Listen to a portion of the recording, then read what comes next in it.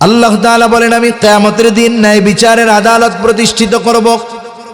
দুনিয়ার আদালত, দুনিয়ার বিচারালয়ে ন্যায় বিচার পাওয়া কঠিন, কিন্তু আল্লাহ তাআলা বলেন আমার আদালতে কারো উপরে অবিচার করা হবে না।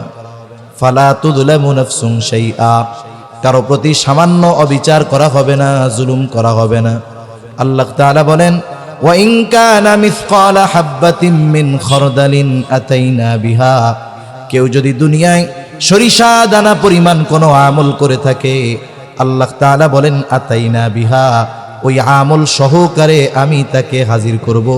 শুধু হাজির করব তা নয়, ওই আমল করনেওয়ালার হিসাবও আমি আল্লাহ গ্রহণ করব।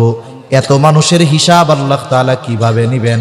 আল্লাহ বলেন চিন্তার কারণ নাই, কাফা বিনা হাসিবিন, হিসাব নেওয়ার জন্য আমি আল্লাহই যথেষ্ট। আল্লাহ তাআলা কোরআনুল কারীমের এক জায়গায় বললেন সন্তান সম্পদ দুনিয়ার অলংকার। আবার কোরআনুল কারীমের আর এক জায়গায় এই দুইটার ব্যাপারে আল্লাহ তাআলা বলেন, ইন্নামা আমওয়ালুকুম ওয়া আওলাদুকুম ফিতনাহ। আল্লাহ তাআলা বলেন মাল সন্তান এটা হলো পরীক্ষা। যেই জিনিসটাকে আল্লাহ তাআলা অলংকার হিসাবে অভিহিত করেছেন, ওই জিনিস দুইটাকে আবার আল্লাহ তাআলা বলতেছেন পরীক্ষা। কেন? কারণ এই দুনিয়াতে যেই দম্পতির সন্তান নাই, যেই স্বামী স্ত্রীর সন্তান নাই, নিঃসন্তান, তাদের জিজ্ঞাসা করবেন, তাদের কাছে মনে হবে এই দুনিয়াটাই বৃথা।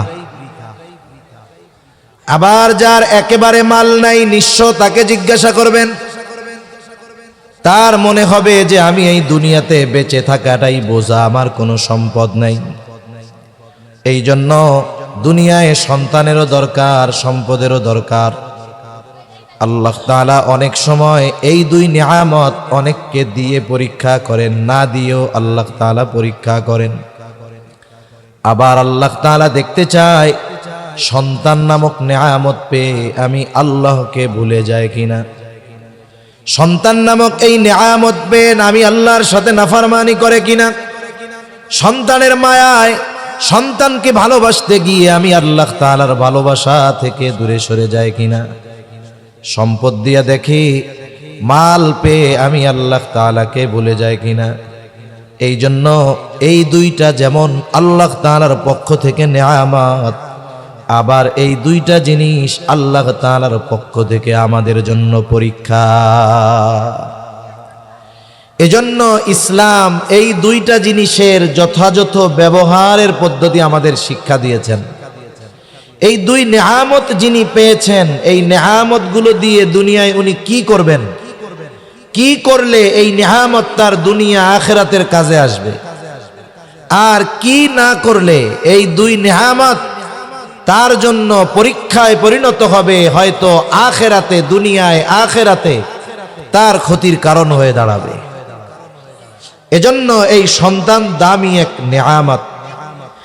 আমাদের উচিত আমাদের সন্তানগুলোকে সম্পদে পরিণত করা, সম্পদ। আর পৃথিবীর অনেক মানুষ চিন্তা করে আল্লাহ তাআলা সন্তান দিছে কেন? চিন্তা করে কোনো মতো লেখাপড়া শিখায়া যদি বিদেশে পাঠায়া দিতে পারি, অথবা কোনো ব্যবসা ধরায়া দিতে পারি, অথবা যদি কোনো চাকরি কোনো মতে দিয়া দিতে পারি, আমি যখন বুড়া হব ও ইনকাম করবে আর আমি বৈশা বৈশা খামো, আমার কোনো টেনশন নাই। আল্লাহ তাআলা কি এই জন্যই শুধু সন্তান দিছে নাকি? সন্তান দেয় নাই এই জন্য। আসল ব্যাপার হলো অনেকে সন্তানকে মোটামুটি একটা এটিএম বুথ মনে করে। এটিএম বুথ চিনেন তো? এরকম একটা বাক্সর মধ্যে থাকে মতো, এর মধ্যে কি থাকে কোন তো? টাকা থাকে। কার্ড পাঞ্চ করে, পিনকোড দেয়, পরিমাণ লেখে, টাকা যদি থাকে পটপট করে বাইরে হয়ে আসে। কি সুন্দর একটা আওয়াজ হয়, তাই না? টাকা বের হওয়ার সময়। যাক, এই আওয়াজটা কিন্তু টাকা গোনার আওয়াজ না, এটা একটা মিউজিক দেওয়া আছে, মানে একটা সাউন্ড এক্সট্রা ভাবে দেওয়া, যাতে এই আওয়াজটা শুনে বারবার শুনতে মন চায়। আর আমি আপনি জানি ব্যাংকে খালি টাকা রাখি, এর লেগে দিছে। ওইটা টাকা গোনার আওয়াজ না, ওইটা আলাদা একটা মাইক্রোফোন দিয়ে ওই আওয়াজটা রেকর্ডিং করা আছে। টাকা আসার আগে আপনারে আমারে শোনায় যে দেখেন এই যে কত সুন্দর করে গুনতেছি পটপট করে। তো অনেকে মনে করে সন্তান হলো এই এটিএম বুথ, বুড়াকালে যখনই টাকা দরকার পাঞ্চ করবো আর টাকা বেরোয় চলে আসবে। এই চিন্তা করে যারা সন্তান গড়ে তুলতেছে এরা বড্ড ভুলের মধ্যে আছে। হয়তো দুনিয়ায় কিছু এটিএম বুথের কাজ হইতে পারে, কিন্তু আখেরাতে ধরা পড়ে যেতে হবে। এজন্য সন্তানকে মূলত এমন সম্পদে পরিণত করা দরকার, যেই সম্পদ আমার দুনিয়া এবং আখেরাত উভয় জাহানে কাজে লাগবে। ঠিক কিনা বলেন? ওইটা দুনিয়ায়ও কাজে লাগতে হবে, আখেরাতেও কাজে লাগতে হবে।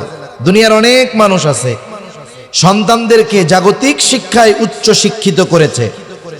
অনেকে তো গর্বের সাথে এমন কথা বলে যে আমার জীবনের সর্বস্ব ত্যাগ করে আমি আমার সন্তানদেরকে ইঞ্জিনিয়ার বানিয়েছি, উকিল বানিয়েছি, বড় জজ আমার ছেলে বিদেশে প্রতিষ্ঠিত হয়ে গেছে।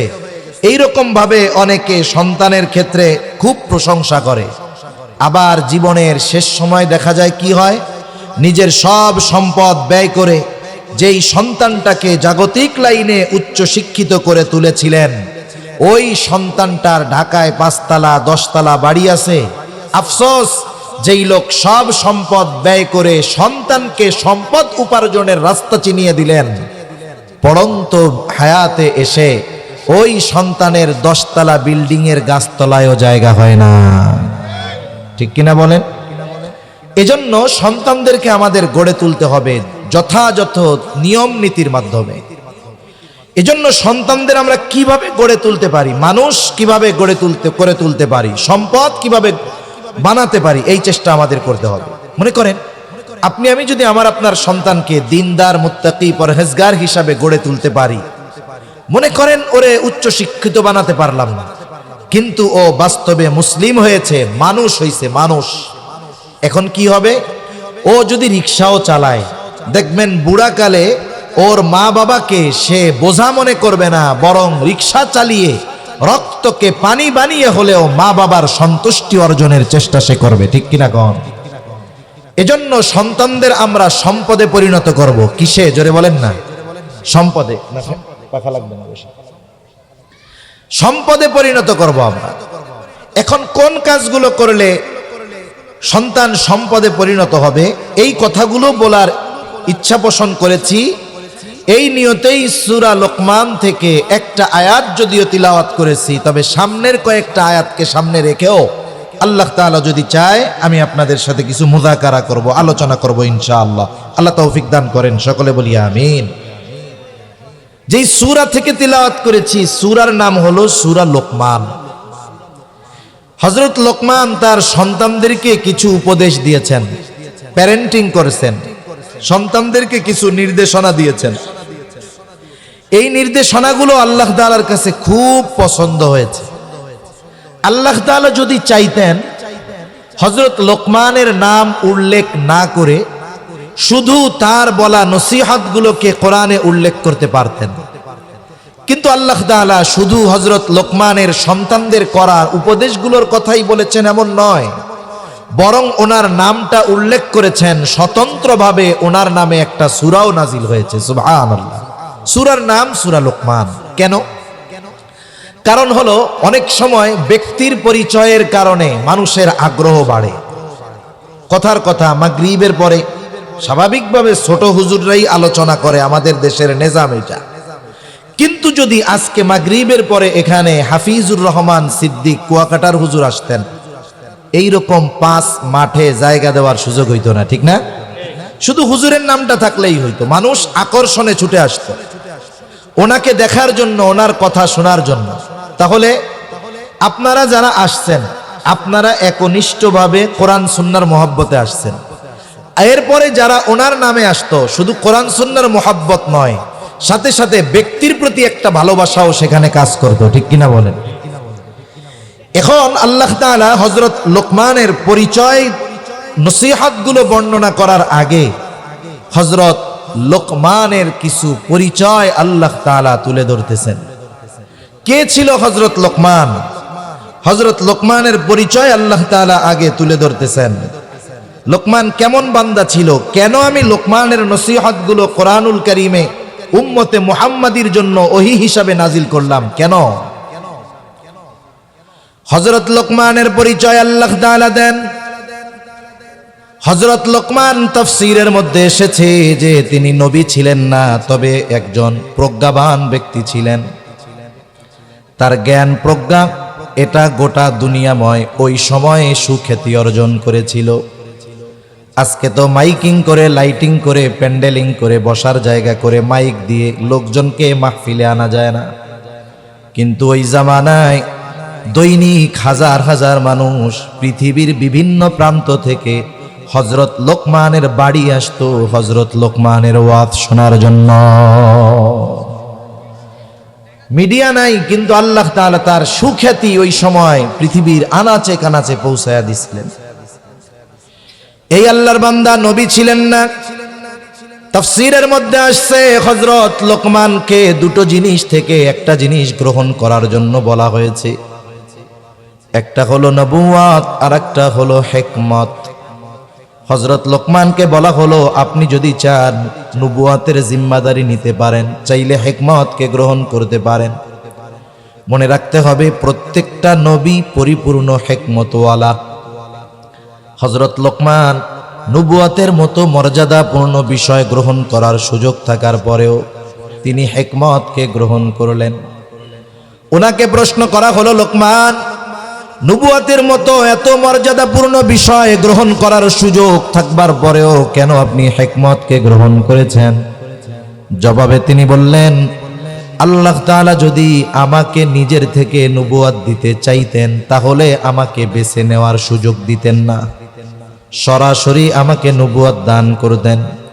আর যদি সরাসরি নবুয়াত আমাকে দান করতেন, ওই নবুয়াতের জিম্মাদারি পালনের জন্য যত ব্যবস্থাপনা গ্রহণ করা দরকার, যত প্রয়োজনীয় ব্যবস্থা দরকার, সব কিছু যিনি গ্রহণ করতেন তিনি কে?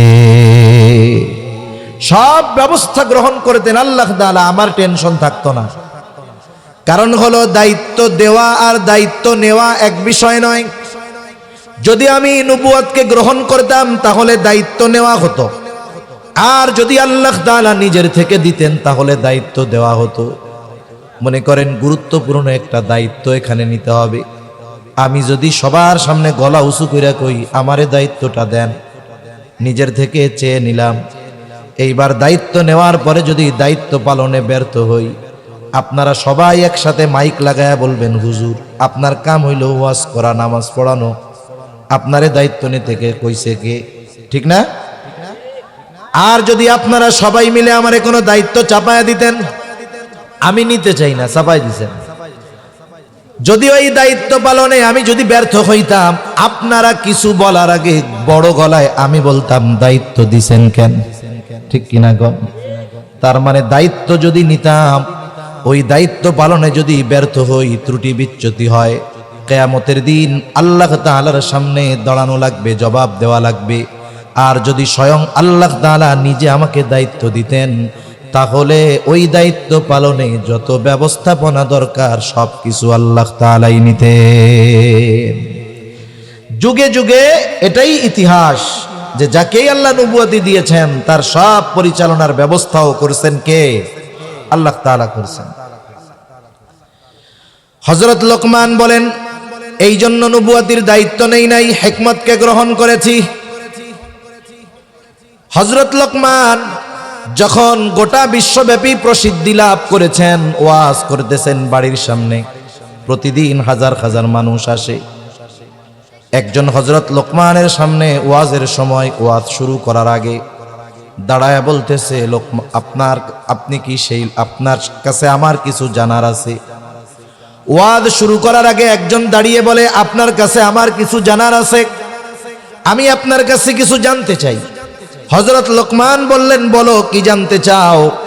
এইবার ওই লোকটা বলে, আপনি কি সেই লোকমান নাকি যেই লোকমান এক সময় জঙ্গলে জঙ্গলে ছাগল চড়াইতো? হাজারো শ্রোতার সামনে জিজ্ঞাসা করতেছে তার অতীত। হযরত লোকমান কোনো দ্বিধা দ্বন্দ্বের মধ্যে পড়েন নাই, সাথে সাথে জবাব দিয়েছেন, হ্যাঁ আমি হইলাম সেই লোকমান যে একটা সময় ছাগলের রাখালগিরি করত। হযরত লোকমান এমনিতেই জীবনের শুরুতে তার কথা কর্ম সবকিছুর মধ্যে প্রজ্ঞা পাওয়া যাইত। লোকমান হাকিম বলা হয় ওনারে। উনি এক মালিকের ছাগল দেখাশোনা করতেন। একদিন মালিক আসছে, মালিক এসে কয়, লোকমান একটা ছাগল জবাই দাও। ছাগল জবাই দিয়ে ছাগলের সবচাইতে উৎকৃষ্ট অংশ আমার কাছে হাজির করবা। হযরত লোকমান একটা ছাগল জবাই করলেন। ছাগল জবাই করবার পর জিহ্বা আর হৃৎপিণ্ড এই দুইটা অংশ মালিকের সামনে নিয়ে আসছে। বলে, মালিক এই দুটো অংশ হলো সবচাইতে উৎকৃষ্ট অংশ। এবার মালিক আবার বলে, যাও আর একটা ছাগল জবাই করবা, সবচাইতে নিকৃষ্ট অংশ আমার সামনে আনবা। এইবার ছাগল একটা জবাই করে আবার জিহ্বা আর হৃৎপিণ্ড এই দুইটা অংশ নিয়ে হাজির। আনতে বলছে সর্বোৎকৃষ্ট অংশ, এনেছে এই দুইটা। আনতে বলছে সবচাইতে নিকৃষ্ট অংশ, আনছে এই দুইটা। মালিক বলে, ও লোকমান, তুমি কি আমার সাথে মজা করো? উৎকৃষ্ট অংশ আনতে বললাম, এই দুইটা আনছো। নিকৃষ্ট অংশ আনতে বললাম, এই দুইটাই আনছো। এইবার মালিকের কথার জবাবে হযরত লোকমান বলে, মালিক, যার এই দুইটা ভালো হয়ে যায় সে সবচাইতে উৎকৃষ্ট হয়ে যায়, আর যার এই দুইটা খারাপ হয়ে যায় সে সবচাইতে নিকৃষ্ট হয়ে যায়। অন্তর আর জবান যার ভালো, ও দেখতে কালো হলেও ভালো। অন্তর আর জবান যার খারাপ, ও দেখতে যত সুন্দর হোক আসলে ওইটা খারাপ। ঠিক কিনা বলেন? এই যে কথা কাজের মধ্যে হিকমত পাওয়া যাইত, প্রজ্ঞা নিহিত ছিল তার কথার মধ্যে। এখন ওই ব্যক্তি দাঁড়িয়ে জিজ্ঞাসা করে, সেই লোকমান? বলে, হ্যাঁ আমি সেই লোকমান। এত সম্মান মর্যাদার অধিকারী তুমি কেমনে হলে? হযরত লোকমান কয়েকটা বিষয়ের কথা বলেছে। এর মধ্যে একটা হইল, আমি সব সময় সত্য কথা বলেছি, অহেতুক কথাবার্তা বলি নাই, অহেতুক মজলিসে সময় কাটাই নাই। এই ধরনের কয়েকটা বিষয় উল্লেখ করে হযরত লোকমান বলেন, শুধুমাত্র এই সমস্ত কারণেই হয়তো আল্লাহ তাআলা আমাকে এমন মর্যাদা প্রদান করেছে। মর্যাদা কত যে হযরত লোকমানের প্রশংসা আল্লাহ তাআলা কোরআনে করছে। সুবহানাল্লাহ বলেন। আমাদের সমাজে কিছু মানুষ আছে, দেখা যাবে 10 বছর আগে কিছুই ছিল না, পায়ে দেওয়ার জুতাও ছিল না, 10 বছর পরে অনেক টাকার মালিক। আছে না এরকম অনেক মানুষ? আছে। এখন মনে করেন যখন টাকা পয়সার মালিক হয়ে যায়, অনেক মানুষ অতীতকে ভুলে যায়।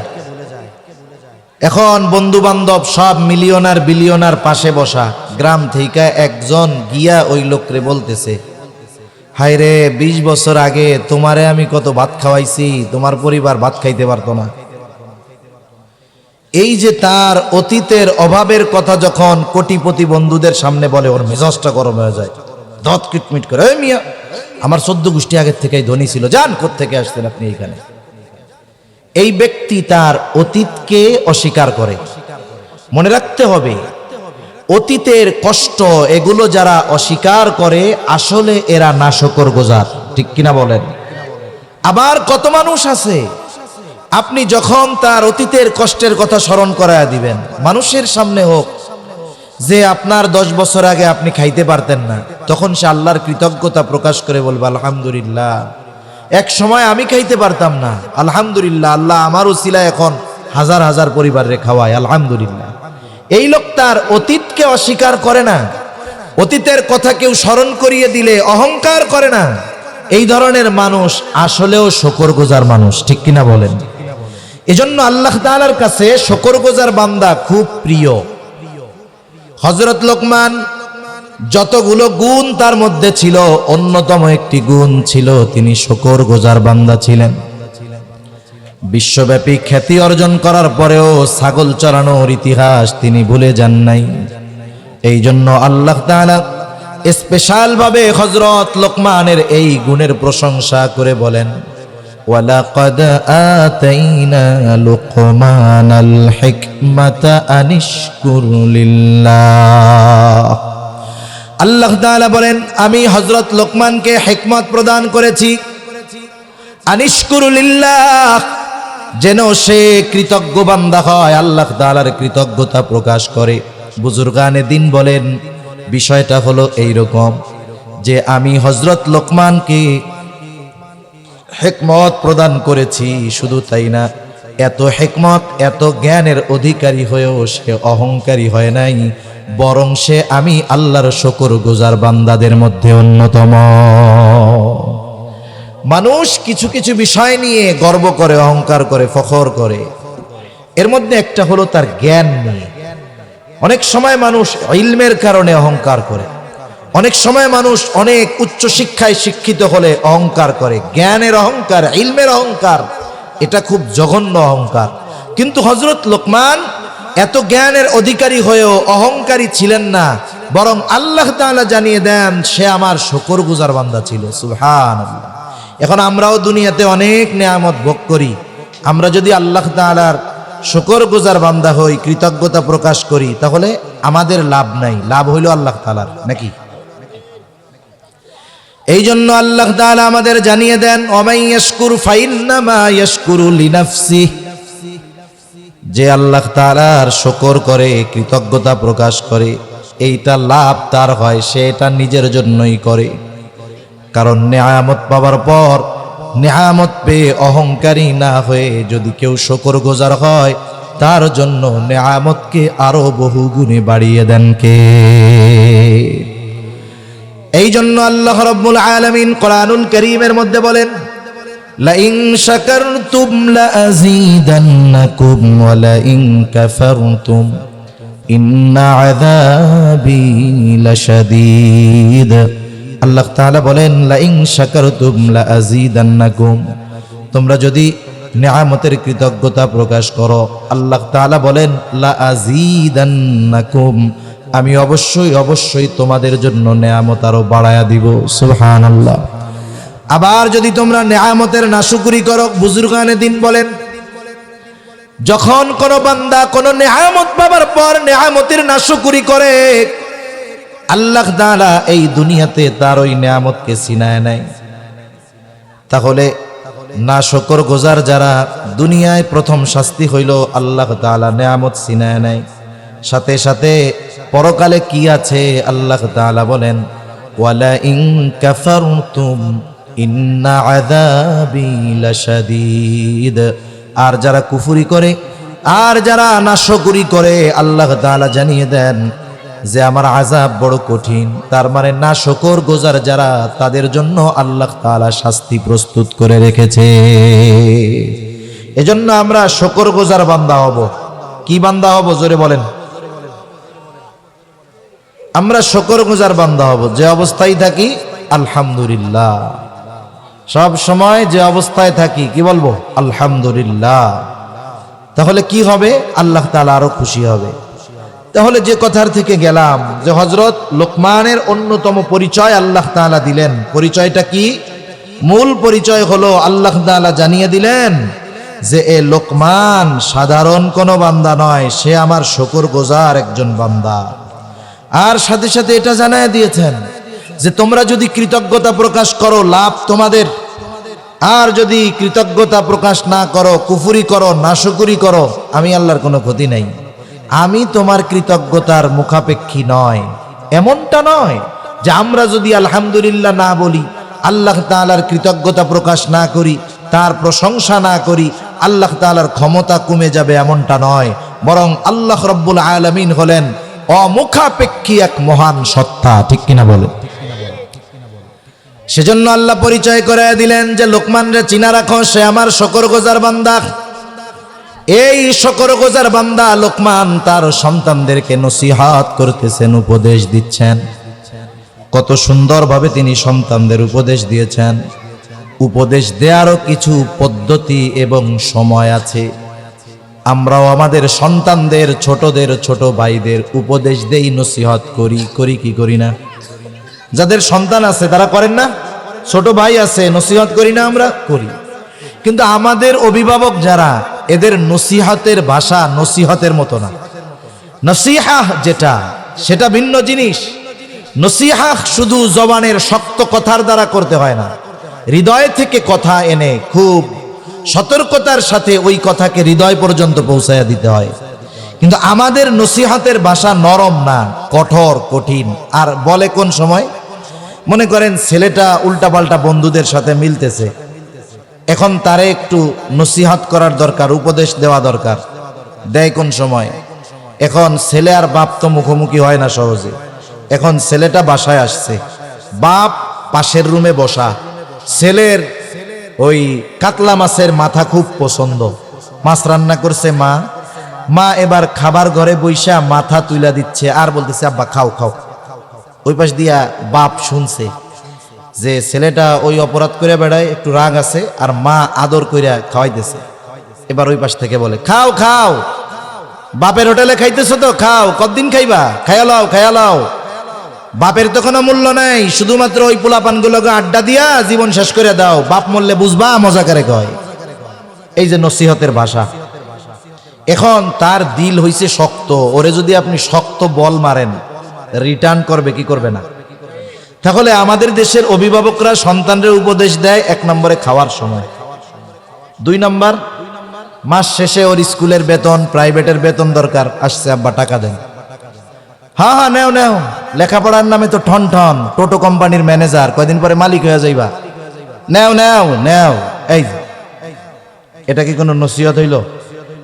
একটু সিস্টেম পরিবর্তন করলে, নসিহত করলে সিস্টেম পরিবর্তন করে ওর মধ্যে পরিবর্তন আসবে। কথার কথা, আপনার ছেলে তরুণ যুবক কিছু খারাপ বন্ধুদের সাথে মিলে, এখন আপনি যদি এই ধরনের কথা বলার পরে ওদের বলেন ওদের সাথে মিললে টাকা পয়সা দিব না, খাওন দাওন বন্ধ, দেখবেন কাজ তো হবেই না। আগে মিশা খাইতো বিড়ি সিগারেট, কয়দিন পরে খাওয়া শুরু করবে গাঁজা।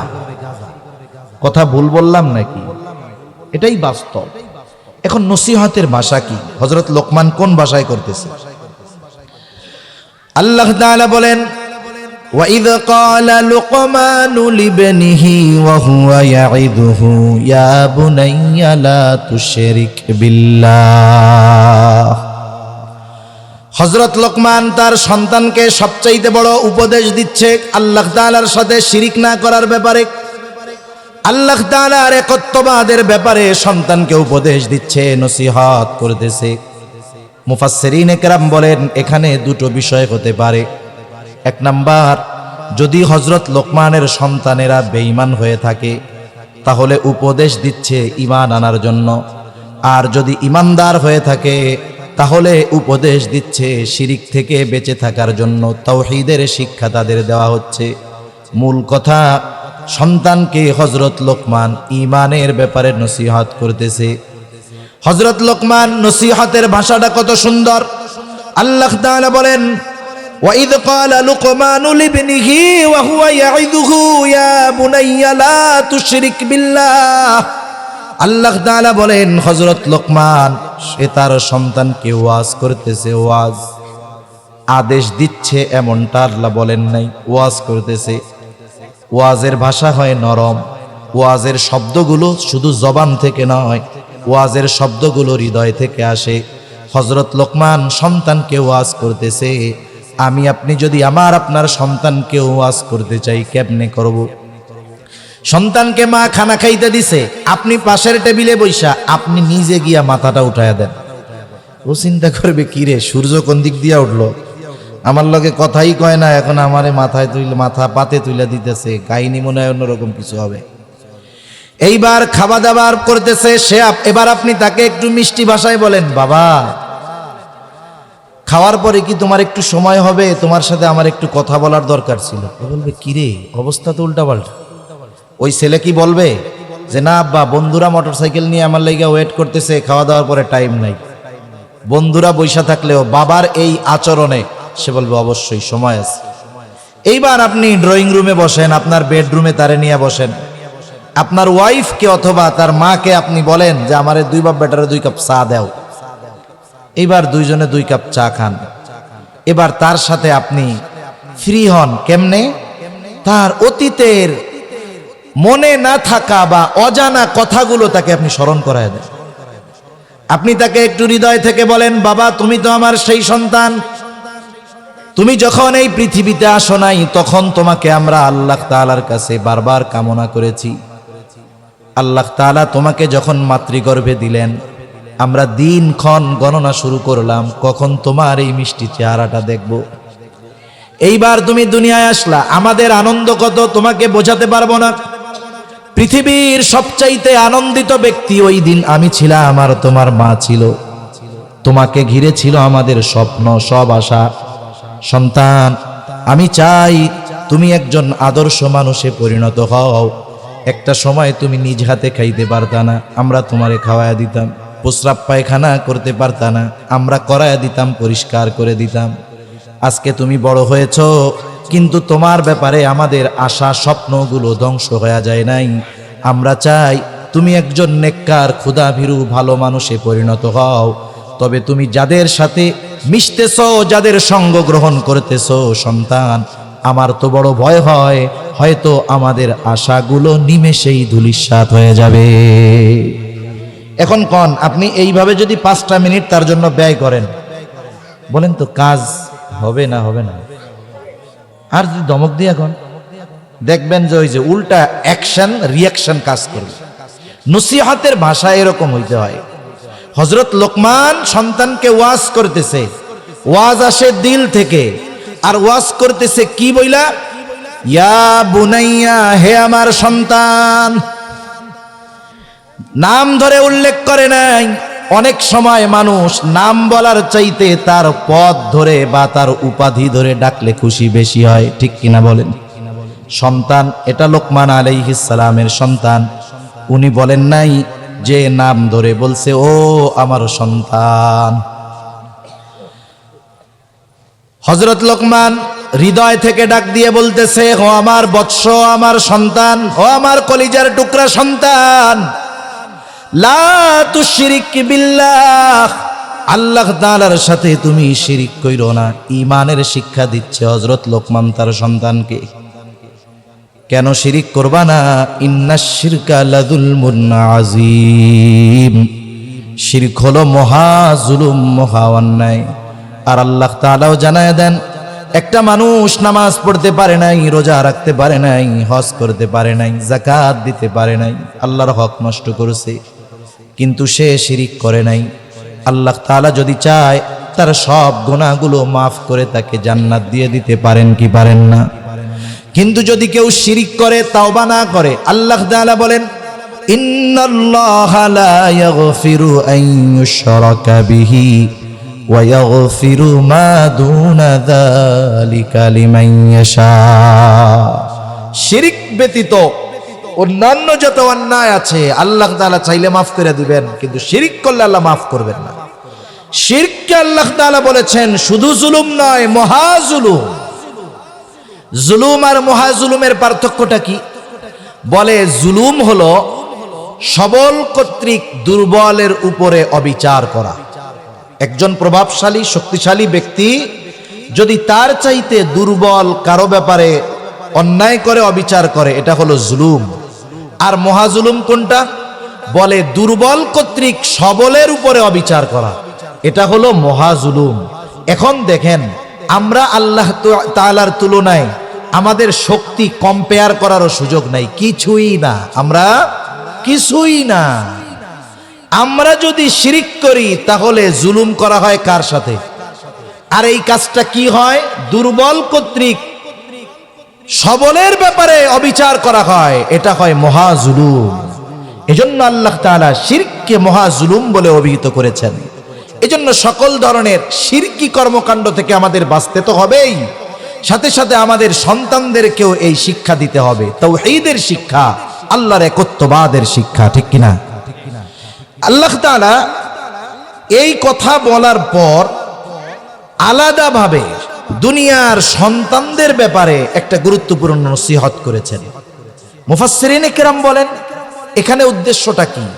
বলে হযরত লোকমান তার সন্তানদেরকে আল্লাহ তাআলার পরিচয় শিক্ষা দিচ্ছে, যিনি এমন এক মহান সত্তা, তার সাথে কারো শরীক করা যাবে না।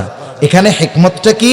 কেমন যেন আল্লাহ তাআলাও বলতেছেন, দুনিয়ার যেই অভিভাবকেরা, পিতারা, মাতারা সন্তানদেরকে আমি আল্লাহর পরিচয় শিক্ষা দিবে, ওই সন্তানদের প্রতি আমি আল্লাহ নির্দেশ দিয়ে দিলাম, এই দুনিয়ার সন্তান, তোমরা তোমাদের ওই পিতামাতার সাথেও কখনো খারাপ আচরণ করতে পারবা না। সুবহানাল্লাহ।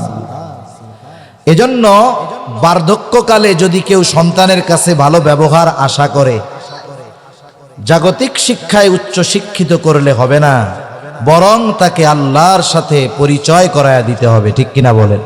ওই কথাগুলো যদি সময় হয় পরে বলবো। আমি আগে হযরত লোকমানের নসিহতগুলো আপনাদের সামনে একটু বইলা নিই।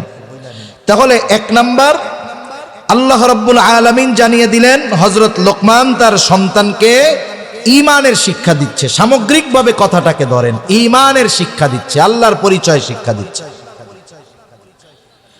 এরপরে হযরত লোকমান সন্তানকে দ্বিতীয় উপদেশ দিচ্ছেন, যেটা সন্তানের ব্যাপারে। তিনি বলতেছেন, ইয়া বুনাইয়া ইন্নাহা ইন তাকু মিসকালা হাববাতিন মিন খারদালিন ফাতাকুম ফি সখরাতিন আও ফিস।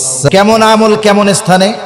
বলে একটা বড় পাথর, ওই পাথরের দরজাও নাই, জানালাও নাই, ঢোকারও ব্যবস্থা নাই, বের হওয়ারও ব্যবস্থা নাই।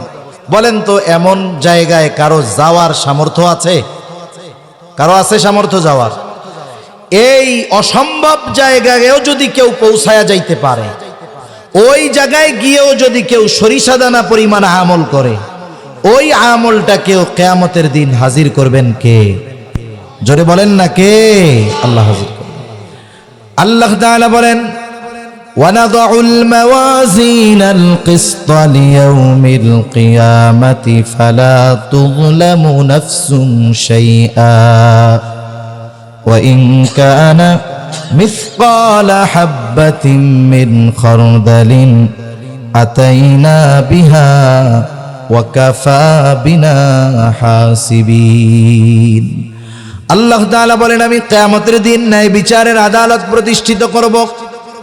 দুনিয়ার আদালত, দুনিয়ার বিচারালয়ে ন্যায় বিচার পাওয়া কঠিন, কিন্তু আল্লাহ তাআলা বলেন আমার আদালতে কারো উপরে অবিচার করা হবে না। ফালা তুযলামু নাফসুন শাইআ, কারো প্রতি সামান্য অবিচার করা হবে না, জুলুম করা হবে না। আল্লাহ তাআলা বলেন, ওয়া ইন কানা মিসকালা হাববাতিন মিন খারদালিন আতাইনা বিহা, কেউ যদি দুনিয়ায় সরিষা দানা পরিমাণ কোনো আমল করে থাকে, আল্লাহ তাআলা বলেন আতাইনা বিহা, ওই আমল সহকারে আমি তাকে হাজির করব। শুধু হাজির করব তা নয়, ওই আমল করনেওয়ালার হিসাবও আমি আল্লাহ গ্রহণ করব। এত মানুষের হিসাব আল্লাহ তাআলা কিভাবে নেবেন? আল্লাহ বলেন চিন্তার কারণ নাই, কাফা বিনা হাসিবিন, হিসাব নেওয়ার জন্য আমি আল্লাহই যথেষ্ট।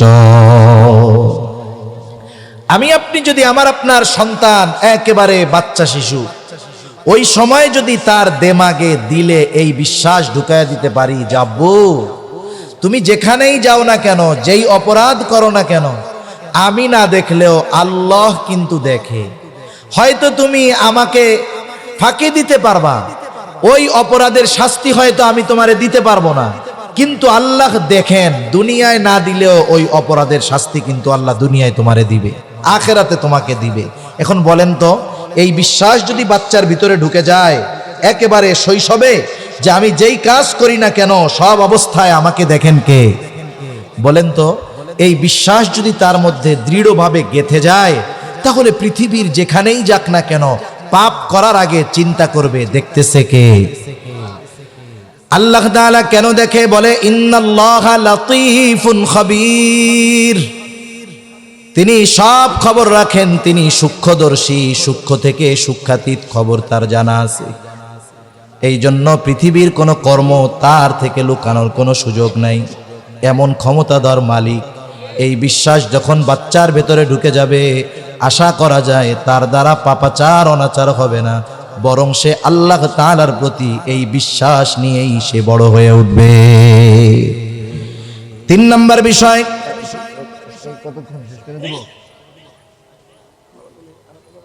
সপ্তাহ না, অন্যদিকে নামাজ শুরু হবে, এর আগে আপনাদের শেষ হয়ে যাবে, তাই তো? ঠিক আছে।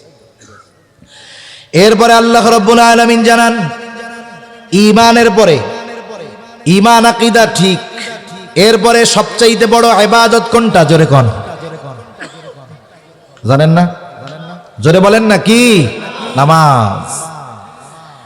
ঈমান আকীদার শিক্ষা দেওয়ার পরে সন্তানকে এবার ইবাদতের শিক্ষা দিচ্ছেন হযরত লোকমান। হযরত লোকমান সন্তানকে বলে, ইয়া বুনাইয়া আকিমিস সালাতা ওয়া'মুর বিল মা'রুফি ওয়ানহা আনিল মুনকার ওয়াসবির আলা মা আসাবাক ইন্না যালিকা মিন আজমিল উমুর। হযরত লোকমান এবার সন্তানকে বলতেছে, হে আমার বৎস, ইয়া বুনাইয়া আকিমিস সালাহ, হে আমার বৎস, তুমি নামাজ কায়েম করো। নামাজ এটা হলো ব্যক্তিগত যত ইবাদত আছে সবচাইতে বড় ইবাদত হলো নামাজ। আর সমষ্টিগত সামাজিক যত ইবাদত আছে এর মধ্যে সবচাইতে বড় ইবাদত হলো মানুষকে ভালো কাজের আদেশ দেওয়া, অসৎ কাজের নিষেধ করা। এই জন্য এই উম্মতের শ্রেষ্ঠত্ব তাহাজ্জুদ, নামাজ, দান সদকার কারণে না। এই উম্মতের মূলত শ্রেষ্ঠত্ব কেন? আল্লাহ তাআলা বলেন, কুনতুম খায়রা উম্মাতিন উখরিজাত লিন-নাসি তা'মুরুনা বিল মা'রুফি ওয়া তানহাউনা আনিল মুনকার ওয়া তু'মিনুনা বিল্লাহ। আল্লাহ তাআলা বলেন, কুনতুম খায়রা উম্মাতিন উখরিজাত লিন-নাস, তোমরা সর্বোত্তম উম্মত, তোমাদেরকে মানুষের কল্যাণের জন্য বাহির করা হয়েছে। এখন কিসের মধ্যে মানুষের কল্যাণ? বলে তা'মুরুনা বিল মা'রুফ ওয়া তানহাউনা আনিল মুনকার, তোমরা ভালো কাজের আদেশ করবা আর অসৎ কাজের নিষেধ করবা। ওয়া তু'মিনুনা বিল্লাহ, আর আল্লাহ তাআলার উপরে ঈমান রাখবা। তাহলে বোঝা গেল এই উম্মতের শ্রেষ্ঠত্ব হলো ভালো কাজের আদেশ আর অসৎ কাজের নিষেধের মধ্যে। তাহলে একটা হলো আমার ইবাদত, এটা নামাজের মাধ্যমে, আর সমষ্টিগত সামাজিক যেই কর্ম এর মধ্যে সবচাইতে বড় কর্ম ভালো কাজের আদেশ, অসৎ কাজের নিষেধ।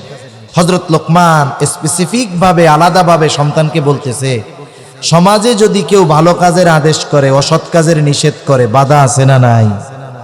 অভাব নাই বাধার। ইমাম সাহেব তার মেম্বারে বসেও অনেক সময় ভালো কথা বলতে পারেন না। মদ জুয়ার বিরুদ্ধে বললেও তার উপরে জুলুম আসে, অত্যাচার আছে।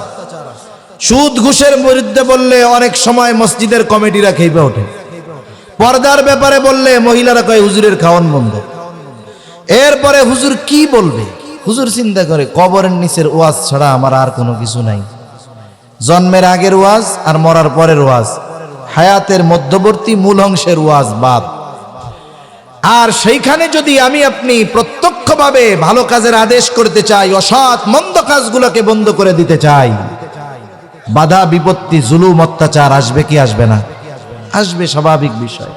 আবার মানুষের অবস্থার আলোকে অন্যায় কাজের বাধা সে প্রদান করবে। যার হাত দিয়ে ঠেকানোর পাওয়ার নাই, তার হাত দিয়ে ঠেকানোর দরকার নাই, সে মুখ দিয়ে এটার প্রতিবাদ করলেই হবে।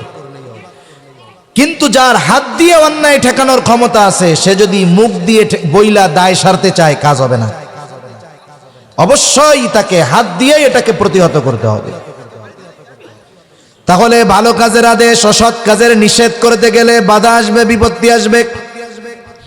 এই জন্য বাধা, বিপদ, মুসিবত যখন আসবে বলতেছে, সন্তান তখন তুমি সবর কইরো, ওয়াসবির আলা মা সাবাক। এটা করতে গিয়ে যদি মুসিবত চলে আসে, তুমি সবর করবা। ভালো কাজের আদেশ, অসৎ কাজের নিষেধ এটা সাধারণ ব্যাপার নয়। ইন্না যালিকা মিন আজমিল উমুর, এটা বহু বড় এক ধরনের কাজ, বিশাল এক ব্যাপার। এজন্য মুসিবত আসতে পারে, যদি চলেই আসে তাহলে ধৈর্য ধারণ করবা, সবর করবা। তাহলে হযরত লোকমান 1 নাম্বার সন্তানকে কি শিক্ষা দিয়েছেন? ঈমানের শিক্ষা। 2 নাম্বার আকীদা তথা আল্লাহ তাআলার ক্ষমতার ব্যাপারে শিক্ষা। 3 নাম্বার ইবাদতের শিক্ষা দিয়েছেন। 4 নাম্বার আরেকটা শিক্ষা হযরত লোকমান সন্তানকে দিয়েছেন, সেটা কি? সামাজিকতার শিক্ষা দিয়েছেন। এই সমাজে মানুষ যখন বসবাস করে, মানুষের সাথে মানুষের চলাফেরার জন্য কিছু করণীয় বর্জনীয় আছে না নাই? আছে। এদিকে খেয়াল করি একটু। কষ্ট হইতেছে নাকি আপনাদের? এই শেষ করে দিব এখন।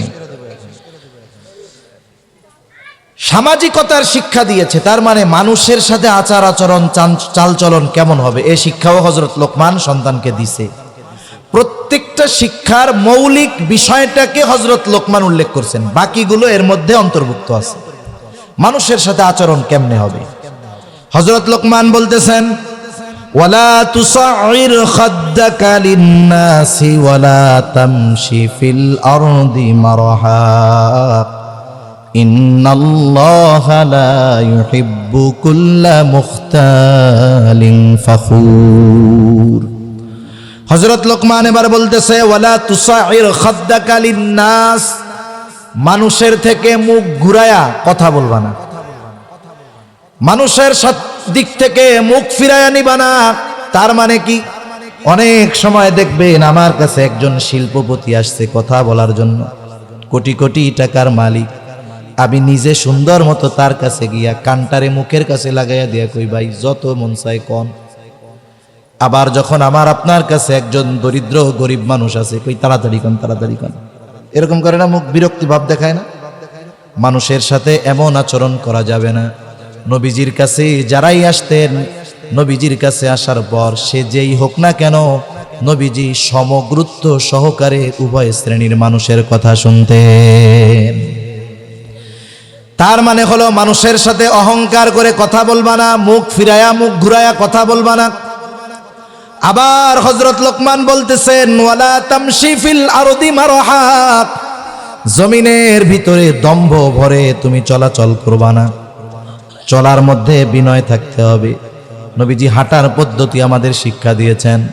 অনেক মানুষ আছে দেখবেন তার চলাচলের মধ্যেই অহংকার অহংকার একটা ভাব, সব জায়গায় দম্ভ ভরে দর্প ভরে চলতে হয় না। অনেক সময় হাঁটার মাধ্যমে অহংকারের বহিঃপ্রকাশ ঘটে। আর আল্লাহ তাআলা এই ধরনের অহংকার অন্তরে নিয়ে যারা চলাচল করে জমিনে, তাদের ব্যাপারে বলেন, ওয়ালা তামশি ফিল আরদি মারহা ইন্নাকা লান তাখরিকাল আরদা ওয়া লান তাবলুগাল জিবালা তুলা। আরে তুমি এই জোরে জোরে পা ফালাইয়া মাটিকে বিদীর্ণ করে ফেলতে পারবা না, বুক ফুলাইয়া মাথা উঁচা করো, উচ্চতায় কখনো তুমি পাহাড় সম হতে পারবা না। এজন্য চলার মধ্যেও বিনয় থাকতে হবে। এই শিক্ষা আমরা আমাদের সন্তানদের দিব। এরপরে হযরত লোকমান জানায় দেন, ইন্নাল্লাহা লা ইউহিব্বু কুল্লা মুখতালিন ফখুর। আল্লাহ তাআলা ফখুর আর মুখতাল কাউকে আল্লাহ তাআলা ভালোবাসেন না। এখন ফখুর কাকে বলে, মুখতাল কাকে বলে, মুখতাল কে আর ফখুর কে? আগে আসেন আমরা জানি অহংকার কেমন একটা রোগ। আসমান জমিনে সংগঠিত প্রথম পাপ হইল অহংকার আর হিংসা। আল্লাহ তাআলা যখন আদম আলাইহিস সালামকে সেজদা করার নির্দেশ দিয়েছে, ফেরেশতারা সবাই সেজদা দিয়েছে, ইবলিসও আছে, বলে ফাসাজাদু ইল্লা ইবলিস। ইবলিস ছাড়া সকলে সেজদা দিয়েছে। আবা ওয়াস্তাকবারা, সে তো আদেশ অমান্য করছে, সাথে সাথে নিজের বড় মনে করছে, আরেকজনের ছোট মনে করছে। বলে আল্লাহ তাআলা বলে, সেজদা দিলি না কেন? কোন জিনিসে তোকে আমার আদেশ পালনে বাধা প্রদান করলো? ক্বালা মা মানাআকা আন তাসজুদা লিমা আমারতু, কোন জিনিসে তোমাকে আমার নির্দেশ পালনে বাধা দিছে? কয় ক্বালা আনা খায়রুম মিন, আমি ওর চাইতে ভালো। কেন ভালো? বলে খলাকতানি মিন নার ওয়া খলাকতাহু মিন তিন, আপনি আমাকে বানিয়েছেন আগুন দিয়ে, তাকে বানিয়েছেন মাটি দিয়ে। আগুনের চাইতে, মাটির চাইতে আগুনের পাওয়ার বেশি। আগুন শুধু উপরের দিকেই উঠে আর মাটি শুধু নিচের দিকে নামে। আরে আমার মৌলিক বস্তু হলো আগুন, আমি উপরের দিকেই না উঠবো, মাথা নিচা করে কেন ওরে সিজদা করবো? তাহলে আসেন, এখানে শয়তান অহংকার করেছে, হিংসা করেছে। আর আমার আপনার নবী জানিয়ে দেন, লা ইয়াদখুলুল জান্নাতা মান কানা ফি কলবিহি মিসকালা হাববাতিন মিন কিবর। নবীজি বলেন, যার অন্তরের ভিতরে যাররা পরিমাণ অহংকার আছে, সে জান্নাতে প্রবেশ করতে পারবে না। অহংকার হলো আল্লাহ তাআলার চাদর। মানুষ অহংকার করার কিছুই নাই। আমার আপনার সৃষ্টির মূল কি? এটা যদি আমরা চিন্তা করি তাহলে নিজেকে নিজে বড় বাবার সুযোগ নাই, ঘৃণা করতে হবে, ঠিক কিনা কোন? এখন বলতেছে আল্লাহ তাআলা মুখতাল আর ফাখুর একটারেও পছন্দ করে না। মুখতাল কে? মুখতাল হলো সে যে নিজে নিজেকে একা একা বড় মনে করে, অন্যর সাথে নিজেরে কম্পেয়ার করে না, মনে মনে ভাবে আমি বড় হুজুর, আমি বড় ওয়াইজ, আমি বড় আলেম, আমি বড় ধনী, আমি বড় ব্যবসায়ী। মানে একা একা নিজেকে যে বড় ভাবে সে হলো মুখতাল। কথা বুঝতে পারছেন? ফাখুরকে বলে আর একজনকে তুচ্ছ করে নিজেরে বড় মনে করে, দূর বেড়া ওইটা কি হুজুর, ওর চেয়ে আমি বড় হুজুর। ওইটা কি শিক্ষিত, ওর চেয়ে আমি বড় শিক্ষিত। ও কি জানে বেড়া, আমি দুনিয়ার সব জানি। আর একজনকে তুচ্ছ করা, নিজেকে বড় মনে করা, এটা হলো ফাখুর। যার ভিতরে এই দুইটার একটা আছে তাকে আল্লাহ ভালোবাসেন না। এইবার হযরত লোকমান সন্তানকে শিক্ষা দিচ্ছে কেমনে হাঁটবা। বলে ওয়াকসিদ ফি মাশিকা ওয়াগদুদ মিন সাউতিক ইন্না আনকারাল আসওয়াতি লাসাউতুল হামির। হযরত লোকমান বলতেছে সন্তান হাঁটবা কেমনে? বলে ওয়াকসিদ ফি মাশিকা ওয়াগদুদ মিন সাউতিক, হাঁটার ক্ষেত্রে মধ্যম পন্থা অবলম্বন করতে হবে। অতি দ্রুত পা জোরে জোরে ফেলে হাঁটা যাবে না, আবার ওই যে অমুসলিমদের মতো ধীরে ধীরেও হাঁটা যাবে না, মধ্যম পন্থা অবলম্বন করতে হবে। হাঁটার সুন্নাতটা কি? বলে রাস্তার ডান দিক দিয়ে হাঁটতে হবে। বুজুর্গানে দিন বলেন সমান রাস্তা যখন চলবে বলবে লা ইলাহা ইল্লাল্লাহ, উঁচুর দিকে যখন উঠবে বলবে আল্লাহু আকবার, নিচের দিকে যখন নামবে বলবে সুবহানাল্লাহ। আবার যখন হাঁটবে তখন নিচের দিকে তাকিয়ে হাঁটবে। আবার যখন রাস্তায় হাঁটার সময় যদি কোনো ময়লা টয়লা পায়, কষ্টদায়ক বস্তু থাকে, ফালায়া দিবে। কারণ ঈমানের যতগুলো স্তর আছে এর মধ্যে সর্বনিম্ন স্তর হলো রাস্তা থেকে কষ্টদায়ক বস্তু সরায়া দেওয়া। হাঁটার ক্ষেত্রে মধ্যম পন্থা অবলম্বন করতে হবে। ওয়াগদুদ মিন সাউতিক, কোনো কারণবিহীন কণ্ঠস্বরকে নিচু করতে হবে। অনেকে আছে দেখবেন কথা চলতেছে কোনো কারণ নাই, একজনের সাথে একজন কথা বলতেছে কারণ নাই, এই মিয়া আমারে চিনো, আমি কেডা, আমি কোন দলের নেতা, এরকম বলা লোক তো নাই আপনাদের এলাকায়। এই ধরনের বিনা কারণে কণ্ঠস্বর যারা উচ্চ করলো পাওয়ার দেখানোর জন্য, ও তো মনে করে গলাবাজি করে আমি বড় নেতা হয়ে গেছি। আল্লাহ তাআলা ওর এই উচ্চ আওয়াজকে গাধার আওয়াজের সাথে তুলনা করেছে। আল্লাহ কি বলেন? ইন্না আনকারাল আসওয়াত লাসাউতুল হামির, সবচাইতে নিকৃষ্ট অপছন্দ আওয়াজ হইল গাধার আওয়াজ। ওর আওয়াজে কোনো রসকস নাই, কর্কশতা, ওইটা শুনলেই বিরক্ত লাগে।